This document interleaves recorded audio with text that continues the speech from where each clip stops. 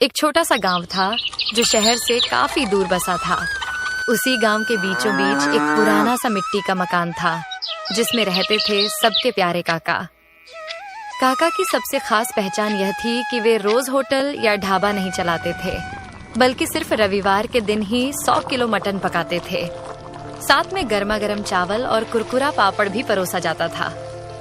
गांव में और भी कई होटल थे, लेकिन रविवार के दिन सारे होटल सुनसान हो जाते और काका के आंगन में मानो मेला सा लग जाता। उस रविवार को भी काका तड़के उठ गए और बाजार की ओर निकल पड़े।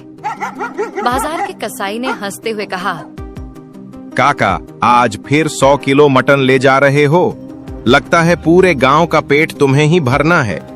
काका ने मुस्कुराते हुए जवाब दिया, अरे भैया, रविवार का दिन है और रविवार मतलब काका का मटन। आज सबका पेट भी भरेगा और मन भी।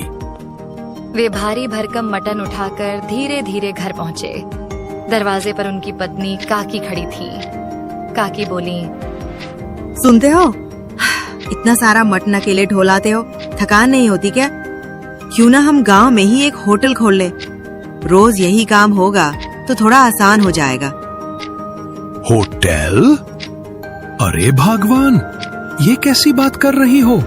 अगर होटल खोलेंगे तो रोज बनाना पड़ेगा। रोज बनाएंगे तो लोगों को वही स्वाद कहाँ मिलेगा?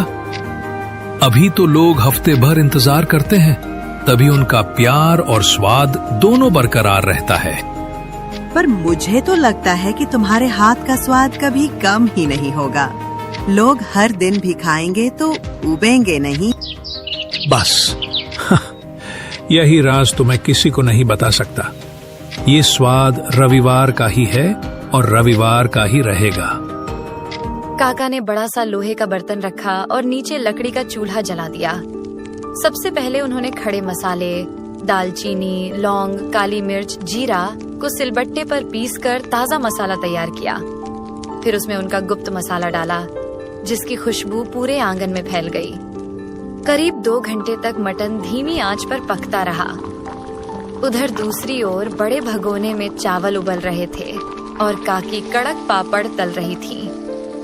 काकी ने हंसते हुए कहा, अरे ये खुशबू तो मोहल्ले के कोने कोने तक पहुंच गई है। देखना, 12 बजते ही लोग उमड़ पड़ेंगे। लोगों के चेहरे पर जो चमक होती है ना, वही मेरे लिए सबसे बड़ी कमाई है।